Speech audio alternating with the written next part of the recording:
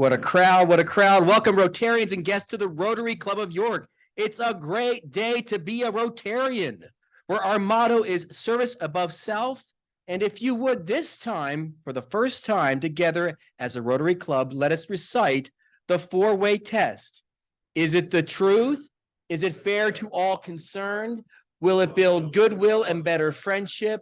And will it be beneficial to all concerned? Thank you so much. I'm the guy with the big mouth. I'm the guy with the big heart, which means I love to shout Rotary, which makes me the president of one of the greatest service organizations in the entire world. Can I get an applause for that? Yeah. It goes without saying, it's a pleasure to have you at our club today. And we have a lineup to do our opening song and so forth, which will be by Steve Feldman, along with the Pledge of Allegiance, followed by the invocation by past District Governor Dick Brown, and our visitor introductions by Ron Bunce. Steve.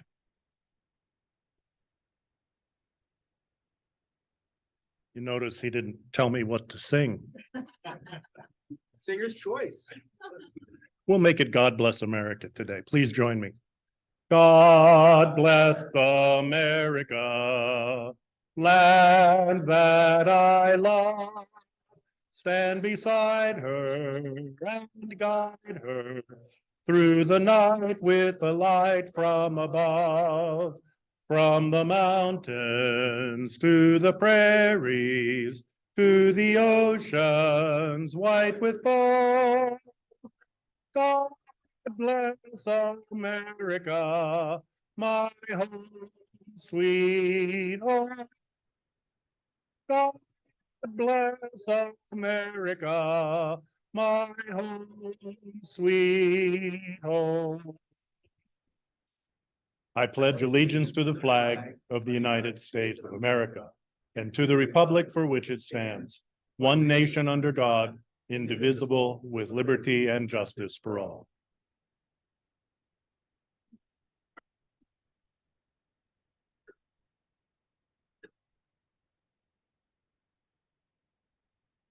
The following prayer for peace is traditionally offered as part of the Jewish Shabbat. May we see the day when war and bloodshed cease, when a great peace will embrace the whole world.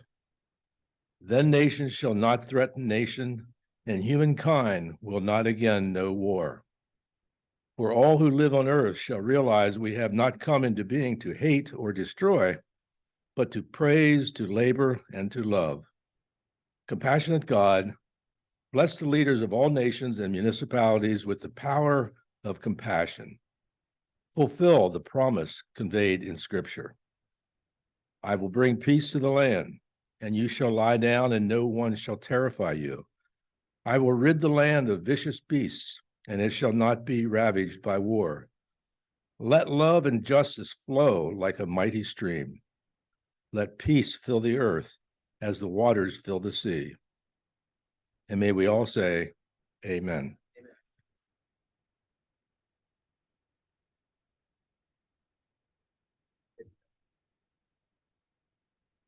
Good afternoon, Rotarians.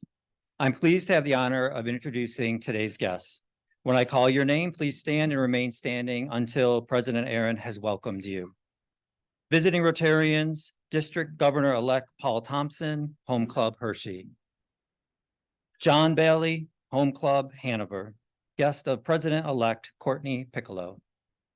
And then our guests include Evan Bates, guest of President Aaron Jacobs, Andrew Lane, President of Aaron Jacobs, Jake Taylor, guest of our speaker, Peggy Davidson, guest of Tony Schweitzer, Katie Martini, guest of Rob Bowen, and Marianne Clay, guest of Jim Anderson.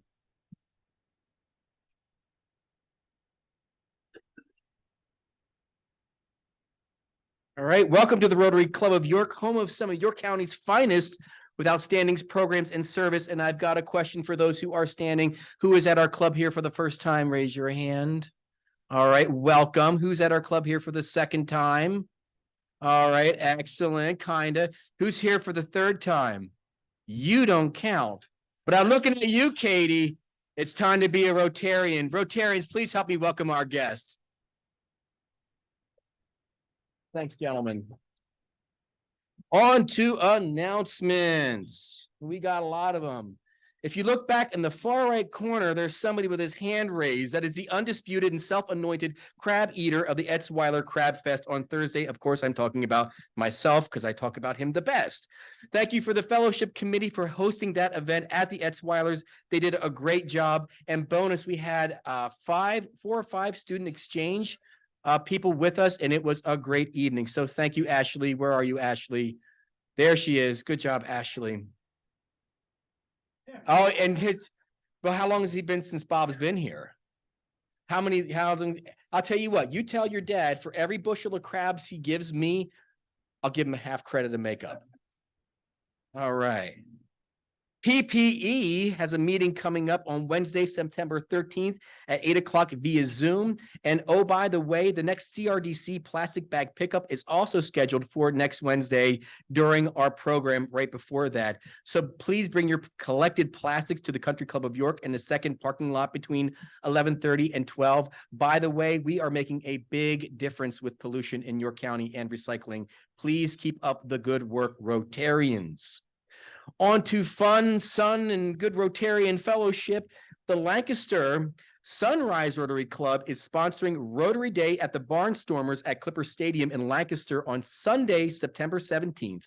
Join all the local amazing Rotary organizations in District 7390 for a day of fun at the Barnstormers game. Gates open at 12 o'clock. Game starts at 1, and each member of Rotary, here's the deal, you get 2 free tickets. How can you say no to that? But if you want more, they're going to cost you $10 a piece. What a bargain to be with Rotarians. So please contact Lynn if you are interested in attending.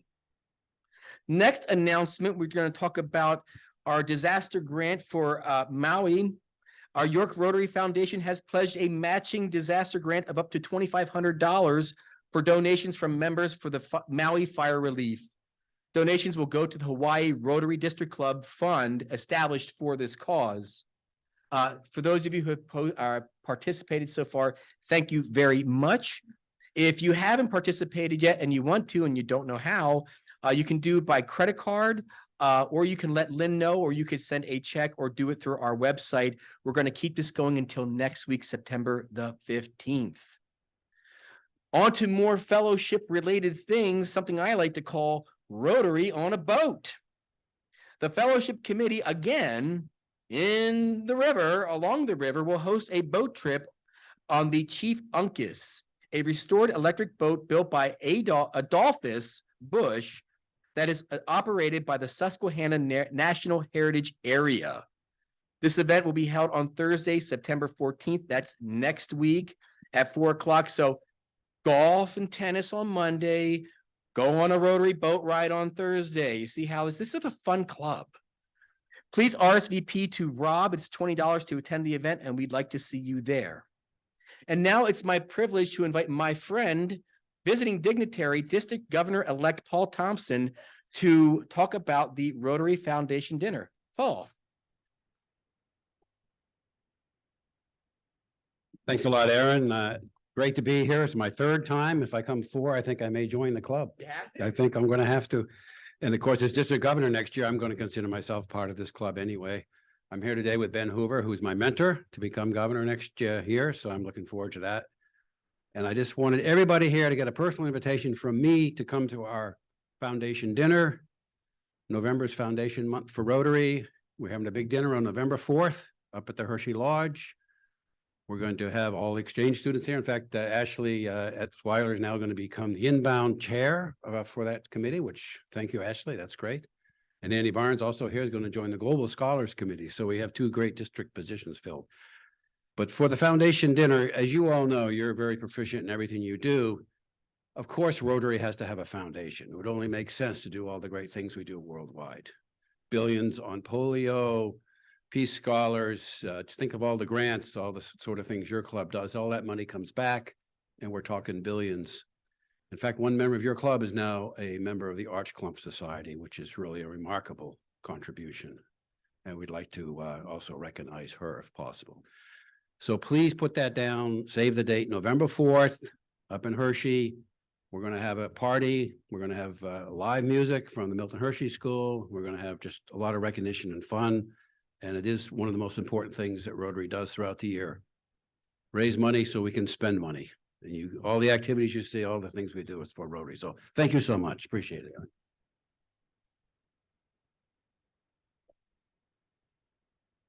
Thank you, District Governor-elect Paul. And speaking of district governors, have I got something for you? It's time again for the President's Challenge, the time when I highlight one committee of our club addressing 3 critical points, and I'll make that 4.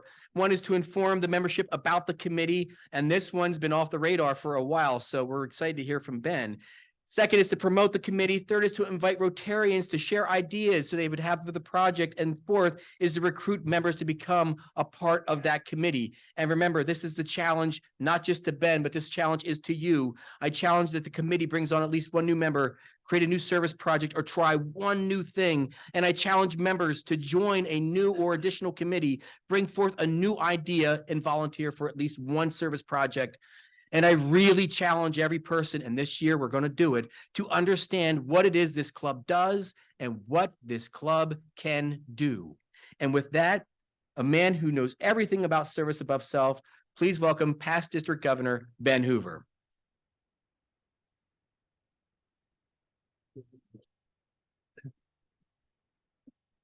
Thank you, President Aaron. The Rotary Foundation was founded in 1917 with the profit from that year's Rotary International Convention. But it was not a significant force until the death of Paul Harris in January of 1947, when there was a huge outpouring of donations to the Rotary Foundation.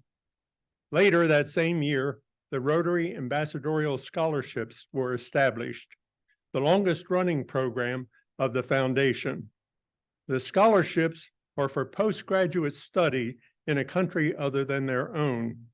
Initially, scholars could study in any academic field. A decade or so ago, Rotary decided that it could not support anything and everything and limited all global grants to one of the 6 areas of focus where it had already developed expertise: peace and conflict resolution, disease prevention and treatment, improving maternal and child health, water and sanitation, education and literacy, and economic development, with a 7th recently added, supporting the environment. The name was changed to Rotary Global Grants Scholars, although the only significant change is that students must study in one of the 7 areas of focus. Our Rotary District 7390 sponsors at least 1 and usually 2 scholars each year. Applicants for our scholarships must either live or study within our district, the 7 counties in South Central Pennsylvania. The stipend is $30,000. The applicant must be sponsored by a Rotary Club in the district. The last scholar sponsored by this club was Olivia Marcucci, a graduate of York Suburban and Harvard, who studied comparative education in Turkey, earned her doctorate from Washington University in St. Louis, and now serves on the faculty of Johns Hopkins, teaching and mentoring its doctoral students. That was 2010. Isn't it time we identify new candidates? What can you do? You may not know a college senior interested in studying graduate studies in one of our Rotary Foundation's 7 areas of focus, but your friends, children, or grandchildren might. If you identify candidates, we will be happy to mentor them through the application process. The application form and criteria may be found online at rotary7390.org or a link on our club website. The only negative I know for being a Rotarian is that candidates for this scholarship cannot be direct lineal relatives of Rotarians, thanks to the USA tax laws for nonprofits. Recent new member, York College Dean Andy Barnes, has joined our club committee and will be serving along with District Governor-elect Paul Thompson and me on the district committee. If you have any questions or would like to join our committee, please contact us. Thank you very much.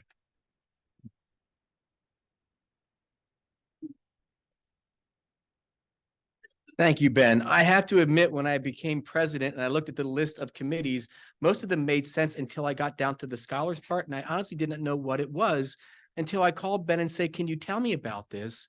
And you realize this is the international component of how this club participates with RI. It's critical, and we haven't done anything for over 10 years, and Ben needs help.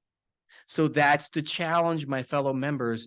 Help Ben to help others become more international focused with Rotary. Let's give another round of applause for Ben and his committee. We are now days away from our Love for Community event on Monday, and here comes Darren to do Darren's thing. Darren, give us an update.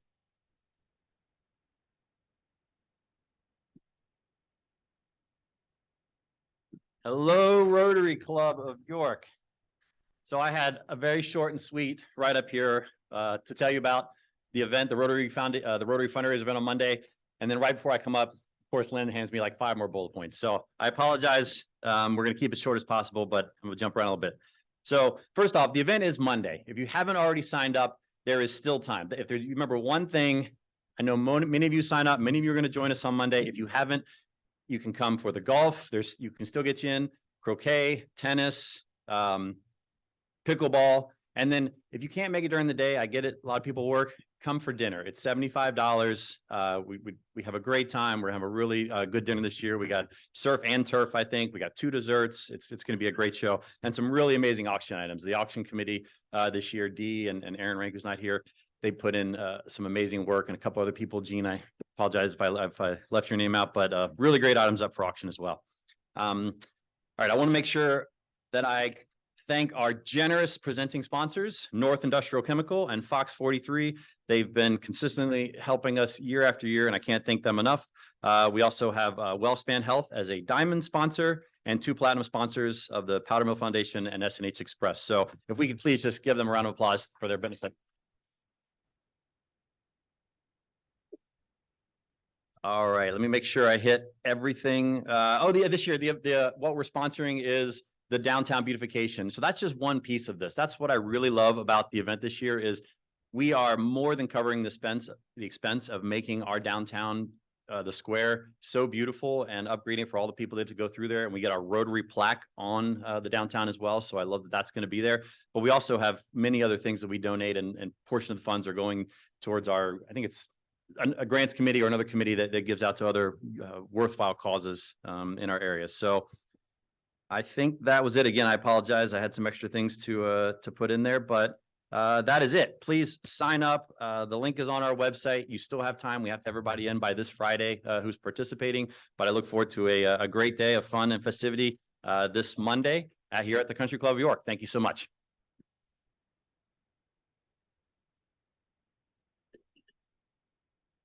Thank you, Darren. Service sometimes means time and talent, and that can equate to fun. We can have fun while we serve and raise money for good causes. So there's 6 days left. That's plenty of time to reach out to Lynn and say, hey, you know what? I think I'm going to play, or I think I'm going to come to dinner. I really want to see you there. All right. So that was the last warning you get from the podium for me about love for community. But now, just as good and just as important, we have new members joining our clubs. And I'd like to invite past President Josh George to the podium with our new members.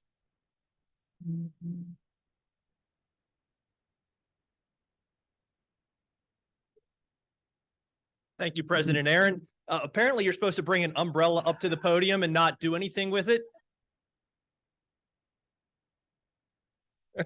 Thank you, Darren, for inspiring a quick joke. So, Rotarians and guests, good afternoon. It is my pleasure to introduce to you 2 new members of our Rotary Club. And I will start with Ryan Tate, who is on your right, your left, my right. Sorry about that. Ryan, we take a step forward and wave to everybody and maybe do a jig if you choose. Ryan is a graduate of York Suburban High School, and he went on to earn a Bachelor of Science degree in accounting from Messiah College. He is employed at Stewart and Tate Construction, where he serves as the executive vice president. His community service includes a past board member at Logos Academy, and he is a board member and treasurer at Junior Achievement of South Central Pennsylvania. His hobbies include time with family, biking, reading, traveling, and history. He is married to Laura, and they are the parents of Charlotte, who is 6, and James, who is 3.5. And he is proposed by Umbrella Man himself, Darren Smith. Ladies and gentlemen, Ryan Tate.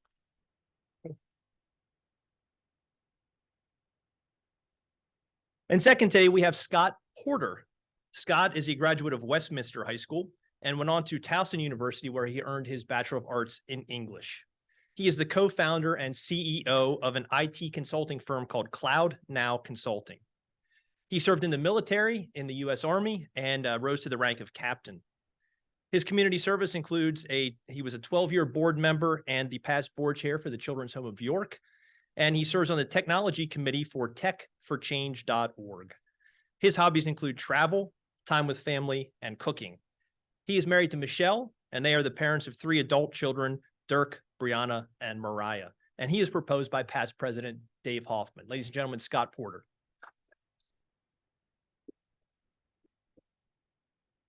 And I'm auctioning off this umbrella. Should anybody want it? $1. $75. You got to show up for dinner or participate in a sporting event. And since you brought it up, I'm going to show everybody. You're $5 if you whack Jeff Shores with that.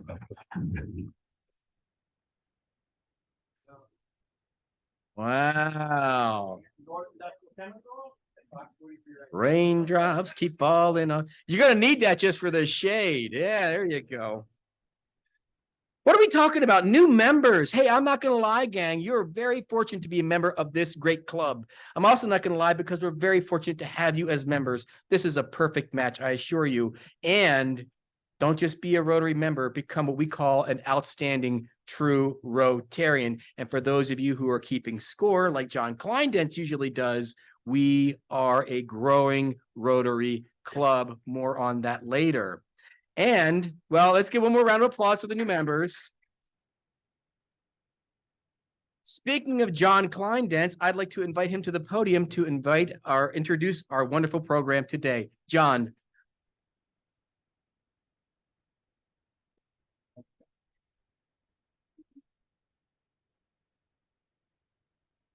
All right, thanks, President Aaron.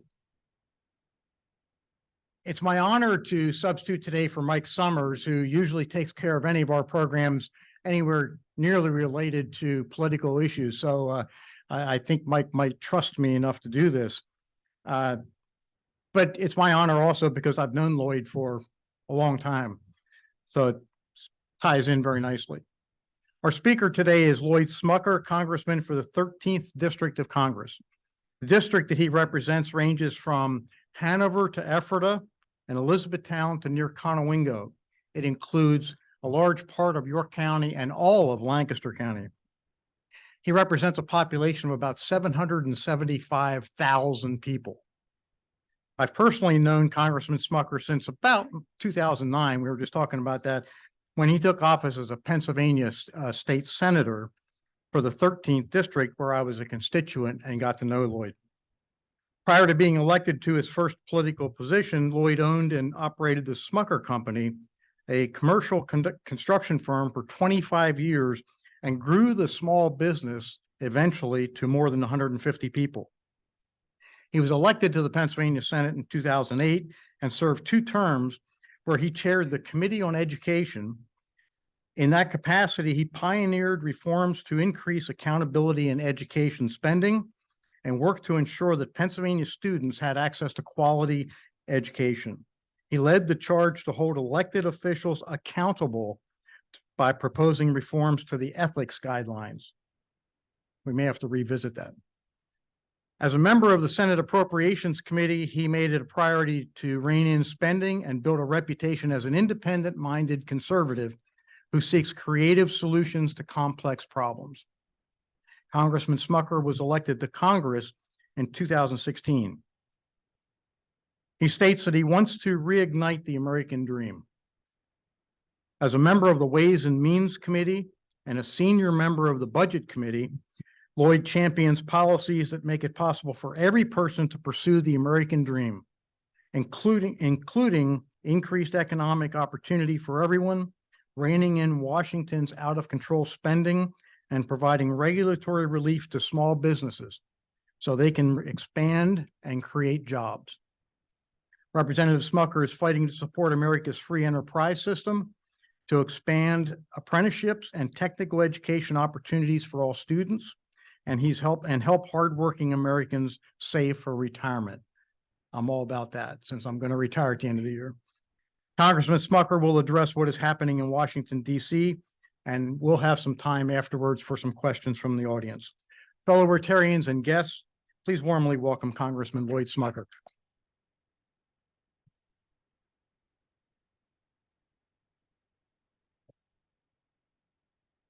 Geez, that was some introduction. In fact, he took all of my talking points, so it's been wonderful to be here. Good to see you all. Let me just say what a privilege it is to be here in this wonderful group of individuals who come together like this, but who care for their community and help make the community a better place. I was a member of Lancaster South Rotary for some years prior to running for the state Senate. And at that point, Aaron tells me, you're not as strict here, but attendance rules were very strict. We had to attend, and so I was unable to continue on as a Rotarian, but always a place in my heart for Rotarians and for the work that you do to, as I said, improve your communities. John, I've known John for a long time, by the way. He's been great from the time I was a township supervisor as well.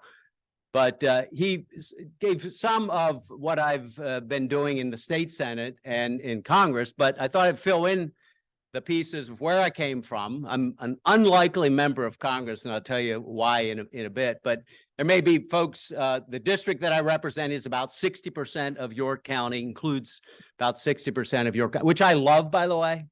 I love representing this area. The 11th district in Pennsylvania at one point included most of Lancaster County, then included some of Berks and some of Chester. And a few years ago, when the Supreme Court changed the districts, they shifted it west. And now it's all of Lancaster County and York. So it's two districts or two counties rather than parts of three. But for me, it was like coming home to York County because I was also privileged when I was in the state Senate. The district at that point included some of York County as well. So a lot of great friends here, and it felt like coming back home. And it's a wonderful area to represent. But there may be many of you who are not from the district I represent. So there may be people who don't know me. So wanted to tell just a little bit about how I got here to help you understand how I think about some of the issues that we're faced with. So I was born Old Order Amish in Lancaster County. I am number 10 of 12 kids. So I learned self-reliance at an early age. We had to fight for our food, essentially. I did talked about education. I early on gained an appreciation for education that was sort of unusual for someone in the Amish community, where education generally ends in 8th or 9th grade, and then they're working on their farms or family business or whatnot. In my case, I attended a very small, like a 2-room Weavertown Mennonite school, Amish Mennonite school. And I happen to have a 3rd grade teacher. Any teachers here? Who really, thank you. Let's give them a hand for what they do. Who really took an interest in me and realized that I love to read. I love to learn more about what was happening in the world. And we had a very small library. I got through most of those books. And then we had a bookmobile that would come to the school. And that would change. The books would change on a regular basis. But, I found I was running out of books to read. And so Miss Gingrich, my 3rd grade teacher, would take me to the Lancaster County Library. Every 2 weeks, we'd get a stack of books. And every 2 weeks, all year long, she would take me back and I'd trade that stack for another stack of books, and really taught me about it opened my eyes to everything that was out there and the appreciation and understanding of the value of education. So I was the first in my family to graduate from high school, as I said, 8th or 9th grade. And my parents, I was lucky, I joked about self-reliance. But my parents, it was a wonderful family, caring family, which is something a lot of people don't have. So I'm always grateful for a family a tradition rooted in those family values, rooted in a work ethic that you see among the Plain community here, which I'm always grateful for, and always aware that not everyone has that kind of opportunity.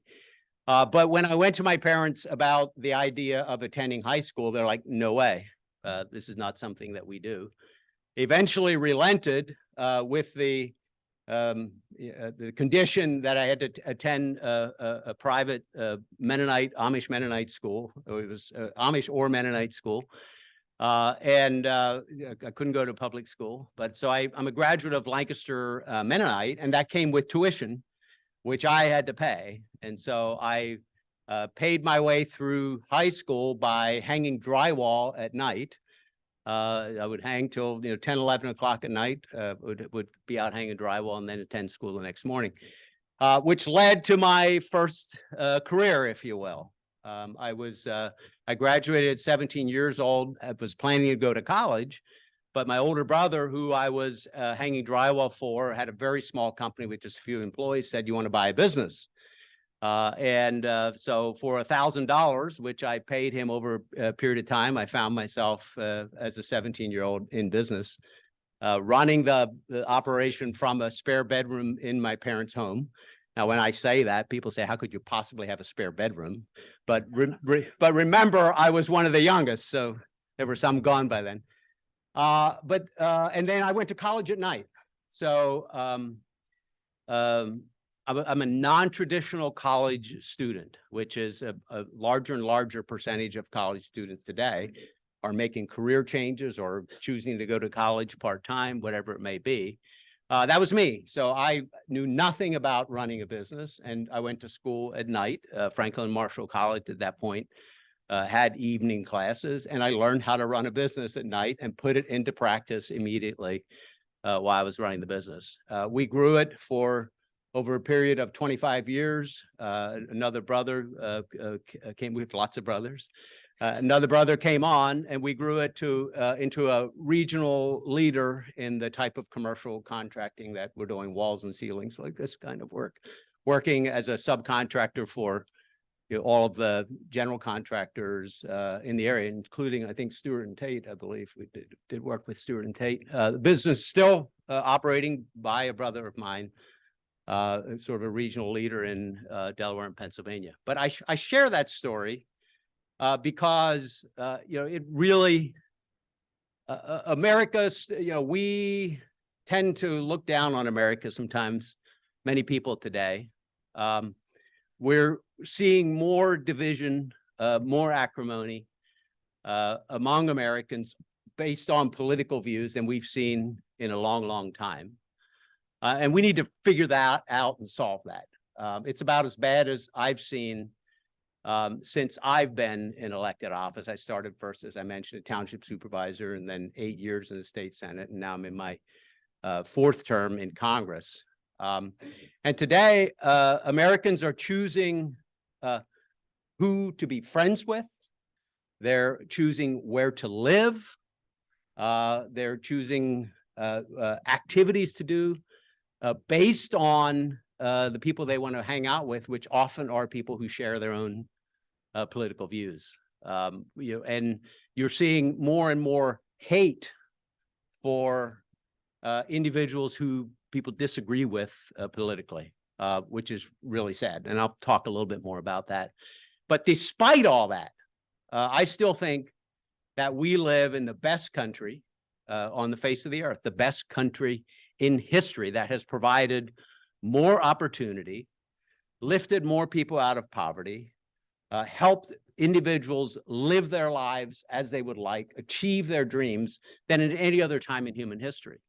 And that's not an accident. It's based on principles that were established when this country was founded, economic principles, political principles that have worked. Now, I will certainly agree that did not extend to all members of our population for a long, long period of time. And we're still on a path to ensure that promise to live your own American dream extends to everyone, and we should continue to work on that. But having said that, the principles, the ideas were groundbreaking and led to centuries of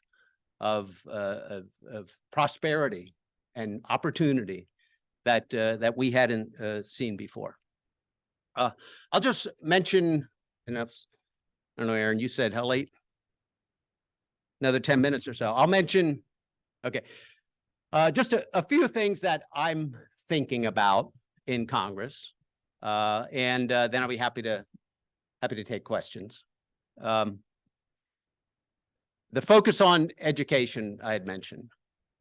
This was a lot of the work in the state Senate. In fact, the bill that changed the basic education funding, that provided more funding to districts that needed, that provided more funding to districts that had lost, was my bill. I was on the Basic Education Funding Commission at that time, with the idea that every Pennsylvania resident and broader, every American ought to have an opportunity for world-class education that prepares them for whatever it is they choose to do. And it does, no matter where they come from, what kind of family structure they've had, what kind of support they've had growing up, we should, the education can be the difference maker, and we ought to ensure that every child has that opportunity. And then, having said that, my field of my first career, construction, we have focused, I think, too much on, we haven't focused enough on careers like construction and other areas that may not require a college degree. Now, I'm a big fan of a four-year degree or beyond, and I would never discourage anyone from doing that. But we have, for too long, ignored many other avenues to a great career, such as career and technology education, such as apprenticeship programs, particularly important, obviously, here in York with the strong manufacturing base that we have. And so I've spent a lot of time on the Ed and Workforce Committee in Congress, working to ensure that those education opportunities are available, and then to ensure that there is transparency in our higher education system so that students and parents have the information available to them to make the best possible decisions for themselves about majors and schools that can lead to great careers. So I also serve on I serve Education and Workforce Committee. I serve on Ways and Means. The jurisdiction of Ways and Means is very, very broad. It's the oldest committee in Congress. The only one mentioned in the Constitution. All tax policy comes through Ways and Means, all trade policy, Social Security, Medicare, and then all of our government family assistance programs comes through Ways and Means. So very, very broad jurisdiction in the areas that I like to work on. And then I'm on the Budget Committee as well, and then serve on the Joint Economic Commission, which is a bipartisan, bicameral commission focused on our economy and the state of our economy. So we'll hold hearings about how things look and so on and so forth. Two areas I want to briefly touch on. We did some years ago, 2017, the Tax Cuts and Jobs Act, which changed our tax policy, our tax code, to incentivize investment by multinational companies back into the U.S. rather than taking their headquarters overseas, and to ensure that our tax rate was competitive with other rates around the world. And by the way, it worked very, very well. The idea was if we put the right tax policy in place, you're going to create the kind of economic growth that we need going forward to continue to create the opportunities that I've mentioned. And we saw the economy after the Tax Cuts and Jobs Act grow at a much faster rate for the next few years. We saw unemployment drop to historic lows, including for populations like African Americans, Latinos. It was the lowest unemployment rate ever. And we saw the poverty rate in the US go to an all-time low as well. So again, more people lifted out of poverty under those policies than any time in previous history. There's a component or to compete with the C Corps, the big corps, where we had lowered the rates to be competitive across the world. Your pass-through organizations like your S Corps, LLCs, sole proprietorships, we wanted to be sure they could compete with the C Corps.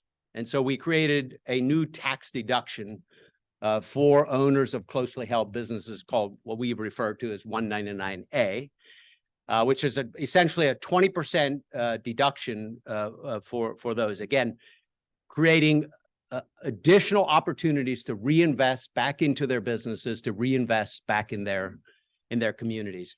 That, along with a number of other provisions of the Tax Cuts and Jobs Act, will expire in just a few years. Some pieces have already expired, but in 2025, you'll see that 199A expire if we don't extend it. So I've introduced a bill called the Main Street Business Tax Certainty Act, which would make that 20% deduction permanent, which is really, really important for most small business owners that I talk to. And again, is really important to ensure that our tax system incentivizes that reinvestment, that risk and reward that is so important. Let me just touch on another piece. And I think a lot about this. We are on a fiscal trajectory that is unsustainable.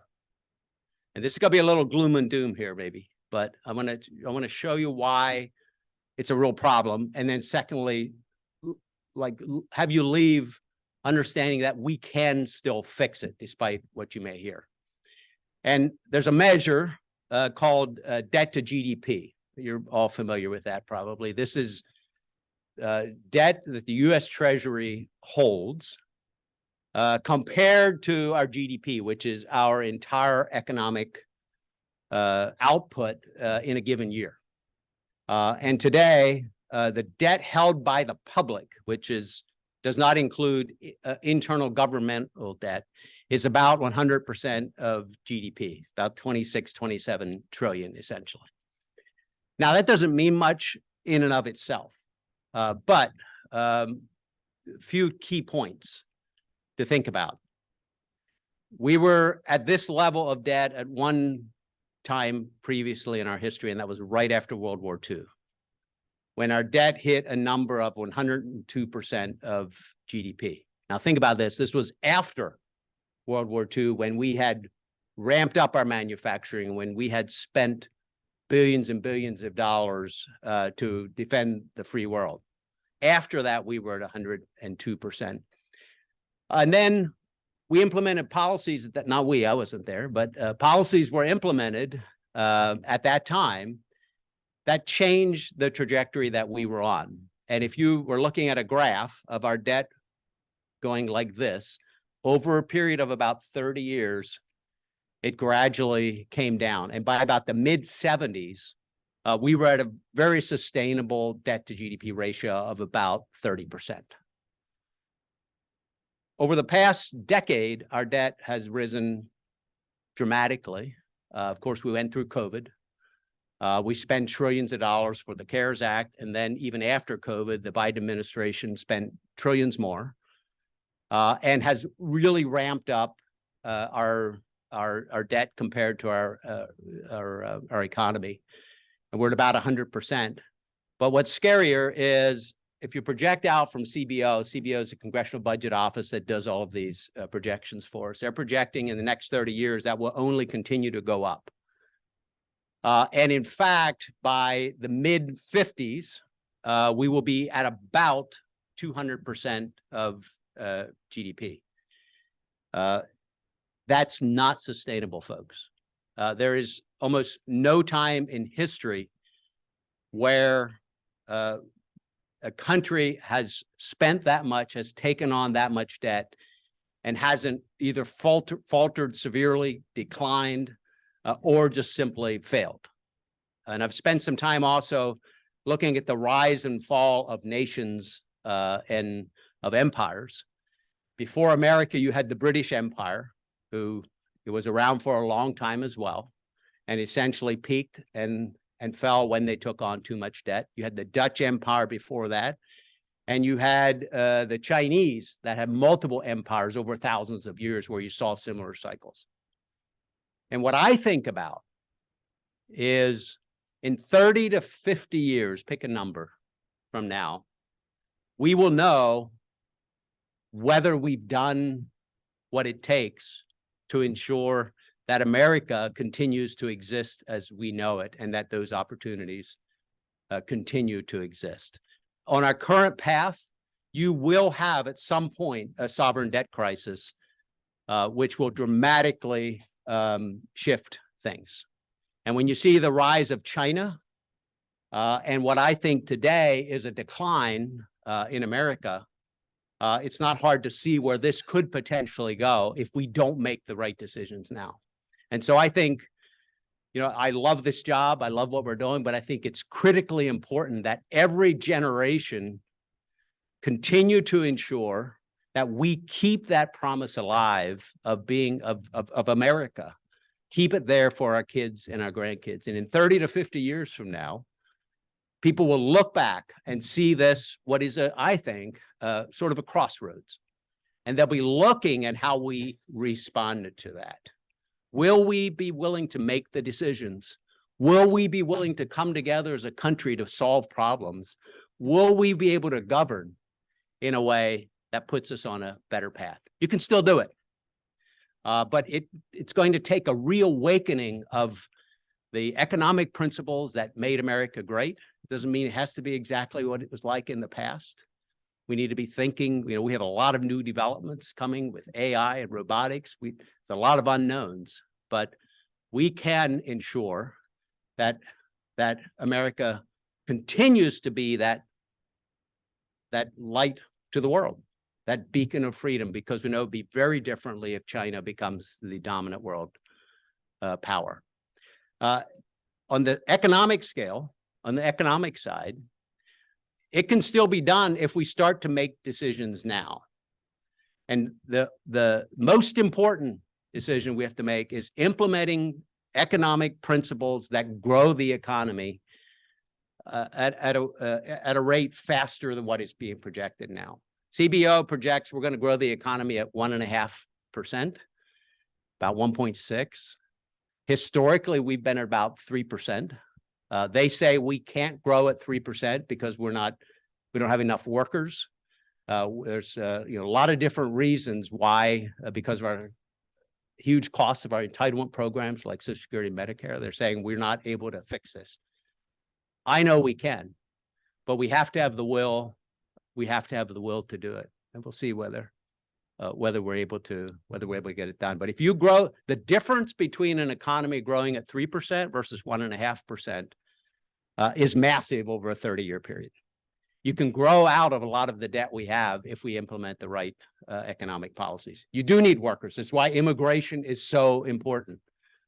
We need additional workers here right now. Talk to any business owner in this room, and probably, at least a few months ago, your number one issue was finding workers. So we need to ensure we have enough workers here to pay into our Social Security, Medicare, to provide the work to grow the economy.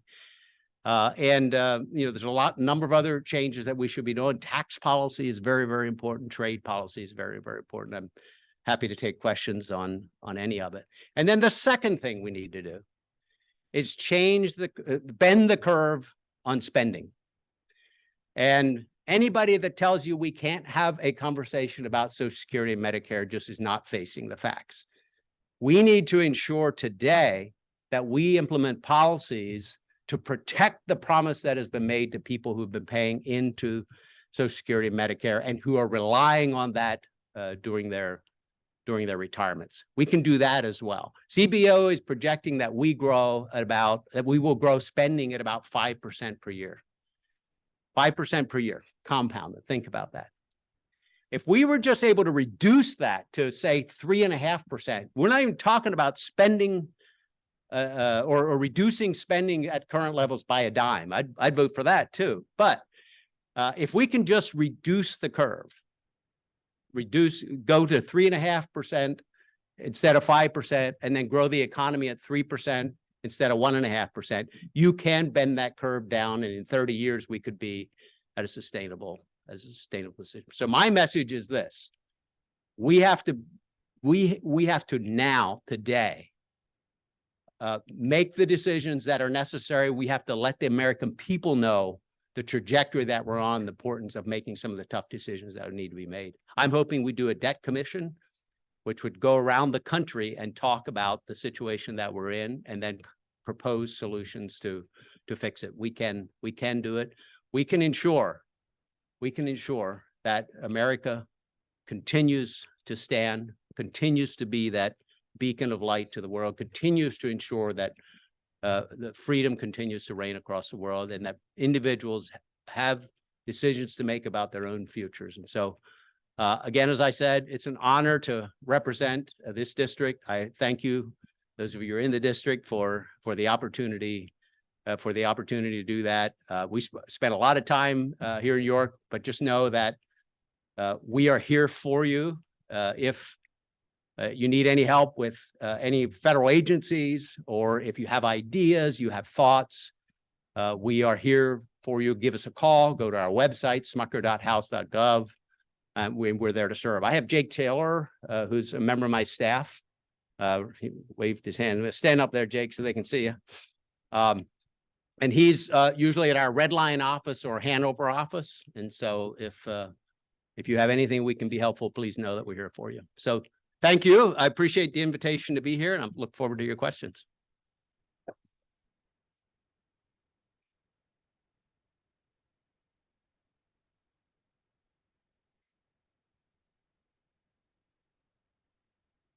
Thank you for your presentation, Congressman.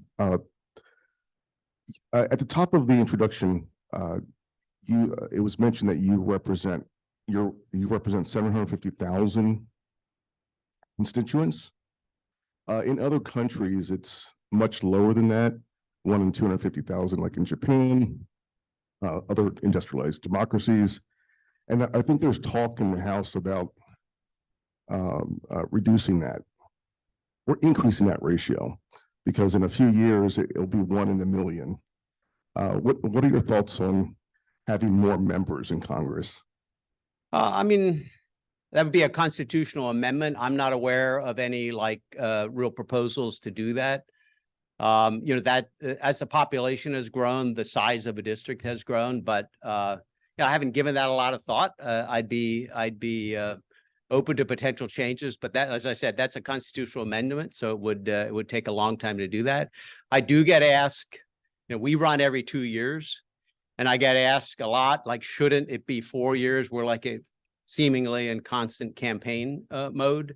And my answer generally is, I think the way the founders set up the House and the Senate, it strikes a pretty good balance. And House members run every 2 years, which means that they are more accountable to the people. They tend to be a reflection of the American public, because if you live in the 11th district, if you don't like what I'm doing, you can replace me next year. And so, the imperfect as it is, it's a system where the House truly is close to the American people and a reflection of the American people. But I haven't heard a real push to reduce the size, and I don't know how many you'd want. We have 435 now, and so it'd be something worth looking at. I can tell you, states vary quite a bit as well. In Pennsylvania, a Senate seat right now, I think, is about 260,000. And then you go to New Hampshire, which is just a few thousand. So it's there are big variations in it, and I suppose you could argue either way on it.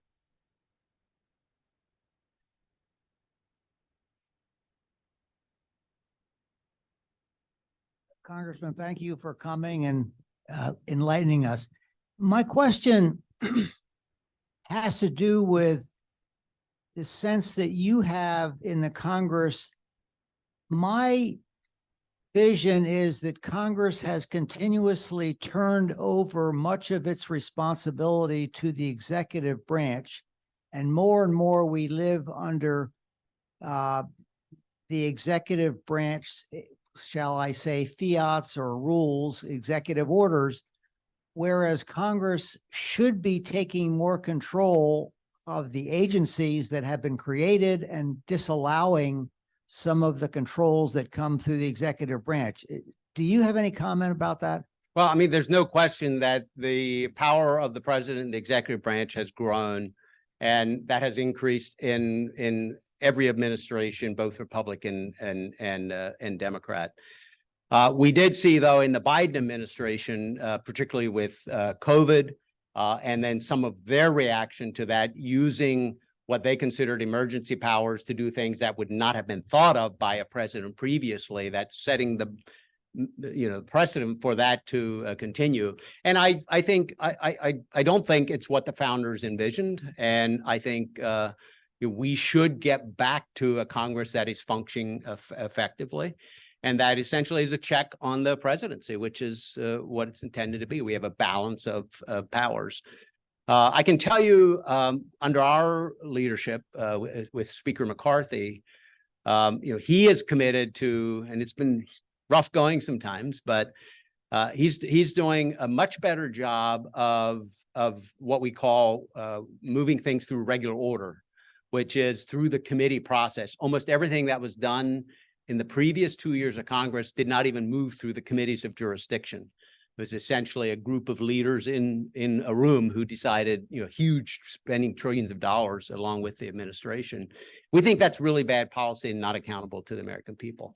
So what we want is to pass our appropriations bills. There's 12 different appropriations bills. It's been years since they've been passed through committee, as they should be, in an open and transparent process.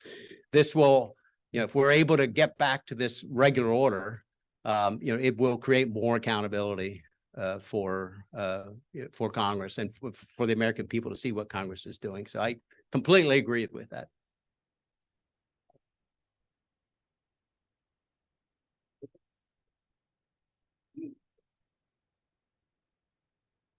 Thank you, Congressman Smucker.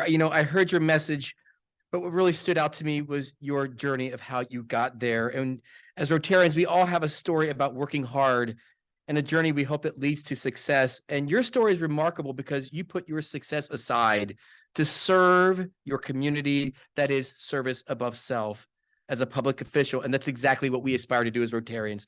Thank you for serving the community. And to be clear, our club does not mandate attendance. So by all means, become a York Rotarian. Again, let's thank our speaker today. And if you thought that was great, wait till you hear what we have for next week. Another visiting dignitary in our Rotary District Governor, Fred Gellert. Fred hails from Detroit, Michigan, and serves 30 years as a U.S. Army officer, and he now resides in Middlesex Township, which is basically Carlisle, and serves as a professor of science and technology at the U.S. Army War College. Fred's Rotary journey began through his mother, Judy Garver, who was a district governor in southern Michigan. He joined Rotary in September of 2012 and is a member of the Carlisle Sunrise Club. In the club, he served as the membership chairman and as the president in 2018 to 2019. At the district level, he has served as the area membership chair and later the assistant governor for Group A. So District Governor Fred will bring updates and attention to important Rotary issues as they pertain to both RI and the district levels. And with that, have an amazing Rotarian week. This meeting is adjourned.